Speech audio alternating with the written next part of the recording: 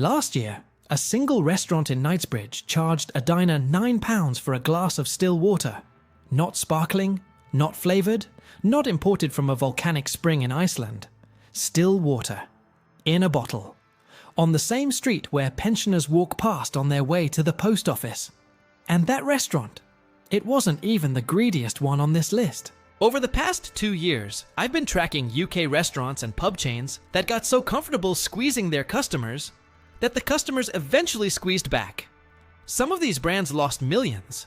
Others collapsed entirely. A few are still standing, but the damage is permanent. These are 7 UK restaurants that got too greedy and instantly regretted it. The day the UK's Allocation of Tips Act came into effect in October 2024, most restaurants scrambled to comply. The law was clear. 100% of tips and service charges must go directly to staff. No deductions, no skimming, no creative accounting. After years of campaigning by trade unions and hospitality workers who were tired of watching their hard-earned gratuities vanish into company accounts, Parliament had finally acted. But one London dim sum chain saw the new law not as a correction, but as an opportunity to get creative. Ping Pong, which operated multiple locations across the capital, replaced its traditional service charge with something it called a brand charge. 15% added automatically to your bill.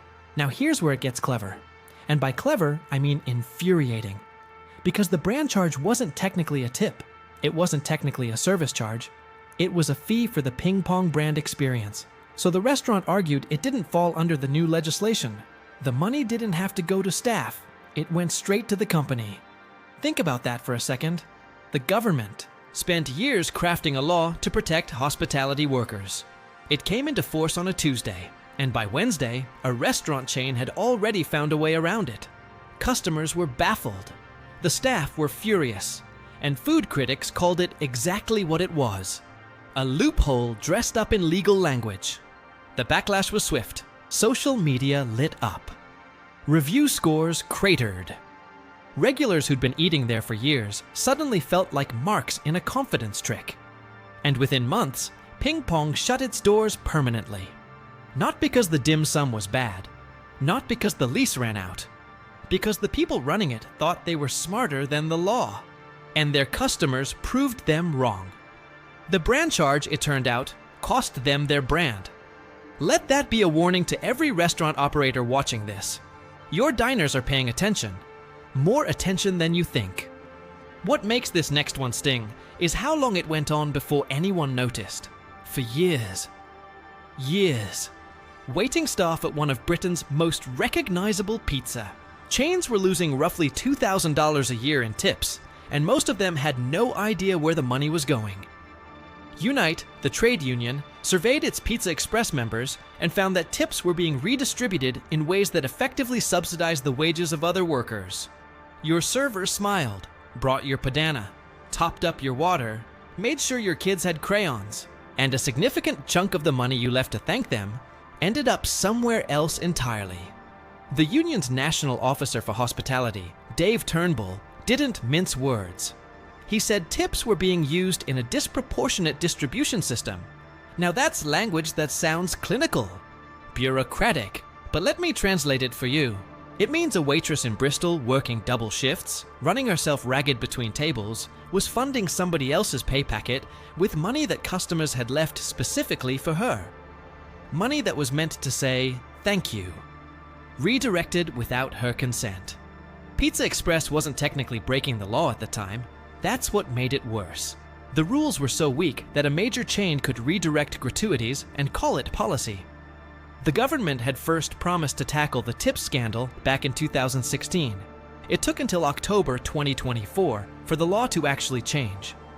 In the meantime, Unite estimated their Pizza Express members had collectively lost around $10,000 each since that original announcement. 8 years of promises, 8 years of lost wages, 8 years of "we're working on it" from Westminster, while real people's household budgets took the hit. Pizza Express survived, not just, but the reputational damage lingered. Revenue fell to $442 million in 2024, down from $455 million the year before. Like-for-like sales dropped 2.7% in the UK and Ireland. The debt pile grew. The brand wobbled. And a generation of servers who'd given their best to that company learned a hard lesson about where their loyalty actually went. Customers remembered too. They always do. You don't forget being told your money went one place when it actually went somewhere else. That sticks. And in a market where Domino's delivers to your door, for half the price and the supermarket meal deal keeps getting better. Pizza Express can't afford to be a brand people feel uneasy about. That's the real cost of the tips scandal. Not just the fines, not just the bad press. The feeling. That nagging sense that the company took something that wasn't theirs. You can't put a number on that, but you can see it in the falling sales figures. On the morning of July the 4th, 2016, kitchen porters and line cooks at 15 Byron Burger locations across London arrived for what they believed was a routine health and safety briefing. Some of these people had worked at Byron for 4 years. They knew the kitchens, they knew the menu, they knew each other's children's names. They clocked in, they sat down, and then immigration officers walked through the door. 35 workers were detained. Around 25 were deported. To Brazil, Nepal, Egypt, Albania. One worker told The Guardian they couldn't believe what was happening. Another said they weren't even given a chance to say goodbye. Staff later alleged that Byron's management had organized the fake meetings specifically to gather workers in one place so the Home Office could carry them away efficiently. Byron said it had cooperated with a Home Office request and that workers had presented false documentation. The workers called it a trap. The public called it betrayal. The fallout was extraordinary. The hashtag #YouBoycottByron trended nationally. Protesters descended on branches in London, Manchester, Leeds and Cambridge. At one demonstration outside the Holborn branch, activists released insects inside 2 central London restaurants. The branch had to close entirely for the day. The deputy leader of the Green Party called the situation shameful, and perhaps the most damning detail of all. Byron had been perfectly happy to employ these workers, pay them minimum wage, and profit from their labor for years. The moment it became legally inconvenient, they were expendable. Byron had 65 locations at its peak. The immigration scandal didn't destroy the chain overnight, but it cracked the foundation in a way that never healed. Combined with rising costs, pandemic lockdowns, and a public that never quite forgave them, Byron shrank and shrank. By late 2025, the entire chain was bought out of near administration by a 21-year-old entrepreneur for $2.5 million. A brand once valued in the hundreds of millions, sold for the price of a terraced house in Zone 3. Former Chancellor George Osborne was once photographed eating a Naught Byron burger hours before announcing billions in welfare cuts. In hindsight, the pairing was more appropriate than anyone realized. What Byron proved is that there are some things the public won't tolerate, even from a chain they once loved. You can raise your prices, you can shrink your portions. People will grumble, but they'll probably keep coming. But the moment you treat your own workers as disposable, the moment you use them for 4 years and then hand them over to be deported, you've crossed a line that no marketing budget can uncross. Trust is a currency. Byron spent it all in a single morning. Now imagine walking into your local on a Saturday evening and discovering that your pint costs 20 pence more than it did 6 hours ago. Not because the beer changed. Not because the brewery raised its prices. Not because there's a shortage of hops in Kent. Because you chose to drink it at the wrong time of day. That's exactly what happened at 800 pubs owned by Stonegate Group, Britain's largest pub chain and the company behind Slug and Lettuce, Yates's, Walkabout, Be It One and Pop World.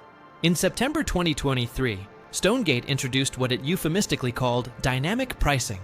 Polite little notices appeared on tables, informing drinkers that surge pricing was currently live in this venue during this peak trading session. The same beer, the same glass, the same pub, but now it cost more because the place was busy.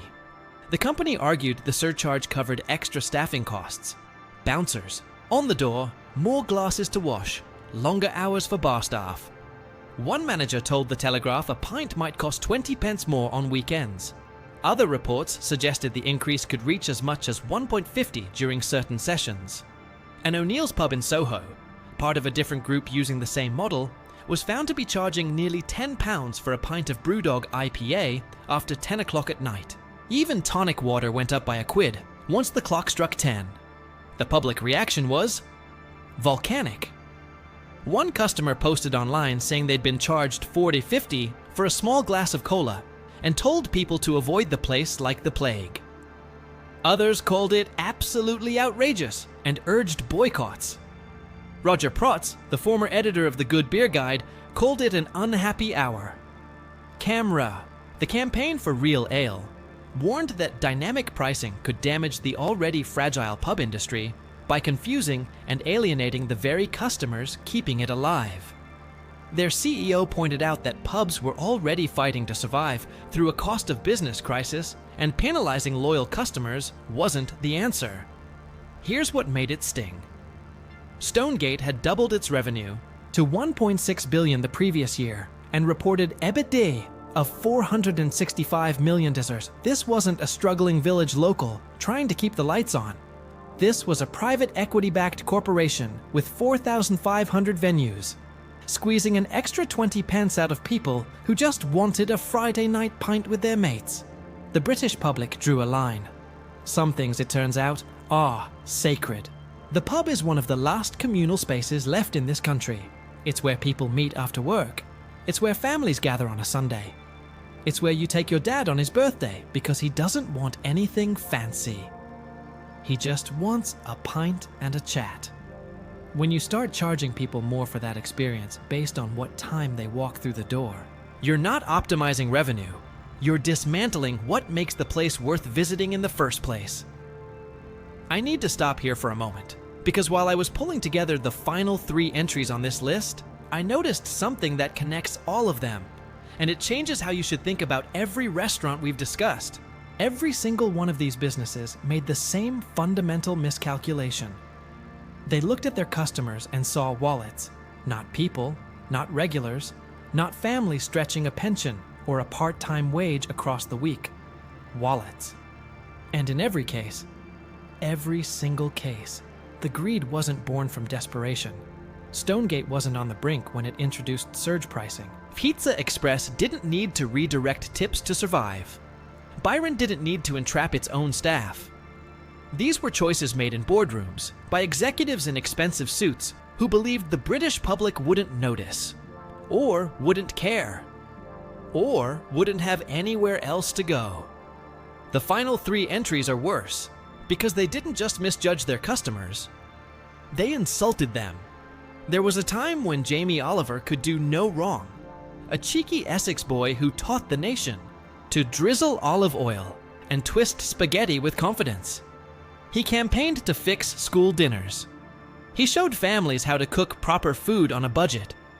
He made cooking feel accessible and fun and democratic.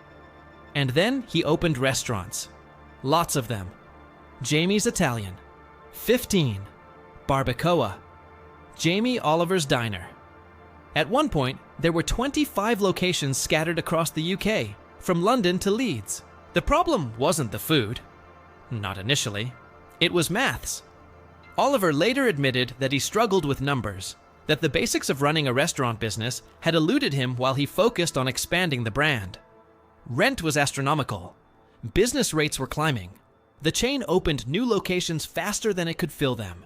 And somewhere along the way, the restaurants drifted from what made Jamie Oliver appealing in the first place. What started as a celebration of simple, honest food became, in the eyes of many diners, just another overpriced high street chain. A margarita pizza that cost more than a Tesco Finest ready meal for 4. Cocktails that nobody had asked for. An experience that felt corporate when it was supposed to feel personal. When the group collapsed into administration in May 2019, over 1,000 people lost their jobs overnight. 1,000 families. 1,000 sets of bills that suddenly had no income behind them. Oliver himself reportedly pumped nearly $13 million of his own money into the business, trying to save it. It wasn't enough. The administrator's report painted a picture of a company that had expanded beyond its capacity, sustained by celebrity rather than fundamentals. The lesson Jamie Oliver's collapse taught the industry was brutal. The celebrity doesn't pay the rent, loyalty doesn't survive disappointment, and the British public will forgive a lot, but not be taken for granted when diners in Leeds and Liverpool and Birmingham realized they were paying a premium for a name and not for quality. They walked, and once they walked, they didn't come back. The high street swallowed the empty units. Some became coffee shops. Others stayed boarded up for months. A reminder of what happens when ambition outpaces honesty. Jamie Oliver is still a household name. He still sells books. He still appears on telly. But the restaurant empire? That chapter is closed. And the 1,000+ staff who lost their livelihoods that Tuesday afternoon in May, they're the ones who paid the real price for someone else's overreach. One Mayfair restaurant, Bacchanalia, now charges you for the ambience. Not the food, not the wine, not the service, the ambience. An ambience fee added to your bill for the experience of being in the room. Just sitting there, breathing the same air as the other diners, apparently costs money now. They're not alone. High-end London restaurants have been quietly layering charges onto bills for years, but since the tipping legislation came into effect in October 2024, the creativity has escalated to an art form. The Wolseley, Sexy Fish, and Jay Shiki each charge a $2 per person cover charge. Some establishments add an admin fee that nobody can quite explain. Others bundle discretionary service charges that diners don't realize they can legally refuse. A Time Out investigation in late 2025 reported that London had entered what it called the era of the admin fee. Restaurants using every workaround imaginable to extract more money from each table without calling it what it is. The tipping law was supposed to end exploitation. Instead, some operators simply moved the exploitation sideways. Staff at Harrods' restaurants planned to write to the conciliation service acres over a one per person cover charge that didn't reach workers. The United Voices of the World Union flagged potential legal action against operators, including Caprice Holdings and the Savoy Grill. And a survey published in October 2025 by digital tipping platform YouRocked found that half of UK consumers still didn't trust restaurants to pass tips on to staff, even after the law changed. Among restaurant workers themselves, nearly a quarter said they'd seen no change whatsoever in how their employers handled gratuities. 23% actually reported receiving fewer tips since the legislation was introduced. The law changed. The behavior didn't. The message these restaurants sent was unmistakable, and diners heard it. Review sites became battlegrounds. Social media threads dissected bills line by line, circling mystery charges and sharing them with thousands. A growing number of Londoners simply stopped eating at places that treated every interaction as a revenue opportunity. Trust, once lost, doesn't come back with a complimentary breadbasket. In 2021, a man famous for sprinkling salt opened a steakhouse in Knightsbridge and charged $1,450 for a single steak wrapped in gold leaf. The same menu listed still water at £9, a cappuccino at $50, burrata, a ball of cheese, at £25. Diners reported total bills exceeding $1,800 for a single sitting. And for a while, people paid. Celebrities queued. Influencers posted. In its first year, Nusret London turned over $13.6 million and made a profit of roughly $7 million. Nusret Gökçe, Salt Bay, was untouchable. Then reality arrived. Slowly at first, then all at once. By 2023, revenue had dropped to $9.3 million. Profit was halved. The gold-covered steak was quietly removed from the menu, replaced by a set lunch for £39, which is, if you think about it, the restaurant equivalent of a clearance sale at a designer outlet. TripAdvisor users ranked Nusret among the worst restaurants in London. Former staff alleged tip theft and workplace discrimination in a Business Insider investigation published in early 2024. And then, in a move that would be comical if it weren't so revealing, the restaurant filed company accounts admitting it had turned off the central heating to save money. A restaurant that charged £50 for a coffee, cutting the heating to protect its margins. You couldn't write it. The global picture was even worse. Salt Bay's aggressive US expansion imploded. 7 American locations shrank to 2 by mid-2025, with closures in New York, Boston, Dallas, Las Vegas, and Beverly Hills racking up $6.6 million in exceptional costs that were dumped onto the UK company's books. The London branch recorded a $5.4 million loss in 2024. The entire Nusser Et operation contracted from 31 restaurants worldwide down to 17. When the Dallas closure was announced in January 2025, a local food critic posted an online celebration and said the community had a part in shutting it down. The post went viral. People were cheering. Salt Bay's story isn't just about overpriced steak. It's about what happens when a brand is built entirely on spectacle and nothing else. There was never a culinary philosophy behind the Gold Leaf. There was never a commitment to sourcing, or craft, or customer care, or the kind of honest hospitality that makes you want to return.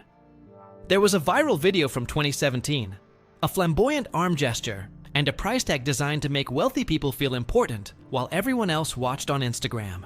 The moment the spectacle got boring, the moment people stopped filming and started actually eating, the food had to speak for itself.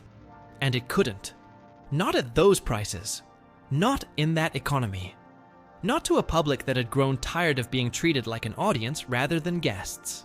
The Gold Leaf didn't make the steak taste better. The theatrical salt sprinkle didn't improve the seasoning. It was all a performance. And when the curtain came down, there was nothing behind it. Nusret Gökçe built one of the most famous restaurant brands of the decade on a 15-second video clip. And the British dining public took it apart, review by review, table by table, until the heating went off and the gold came down. 7 restaurants, 7 different flavors of greed. But really, the same recipe every time. Take a customer who trusts you. Charge them more. Give them less. Assume they won't notice. Assume that if they do notice, they won't leave. Assume that if they leave, someone else will replace them. That assumption used to work. It doesn't anymore. Not when every diner has a phone in their pocket and an opinion that reaches thousands before dessert arrives. Not when review platforms amplify outrage overnight and bury your star rating before Monday morning. Not when the cost of living crisis has made every British household a forensic accountant, examining every penny on every bill with the intensity of a fraud investigator going through company books. The restaurants on this list didn't fail because the market turned against them. They failed because they turned against their market. And here's the thing that matters most.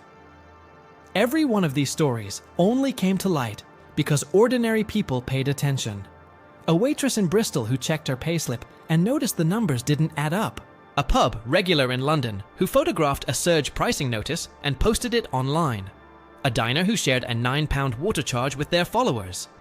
The companies didn't expose themselves. Their customers did. And that's a kind of power that no boardroom strategy, no PR consultant, no crisis management team can account for. So the next time you sit down at a restaurant and something feels off, the portion's smaller than you remember, the service charge is vague, there's a mysterious fee on the bill you didn't agree to. Trust that instinct. Read the bill properly. Ask the question.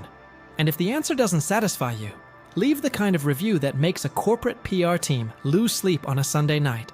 Because the evidence is clear. 7 times over, in fact.